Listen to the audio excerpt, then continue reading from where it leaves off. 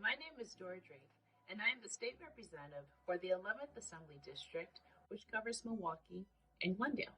We know health is a key indicator of quality of life for families and communities. But in order to advance health equity, it means limiting food deserts, addressing the lead laterals in our water and our paint, expanding Medicare and Medicaid, and addressing tobacco use regulation. According to CDC, did you know that approximately 1 in 4 high school students use e-cigarettes, also known as vaping?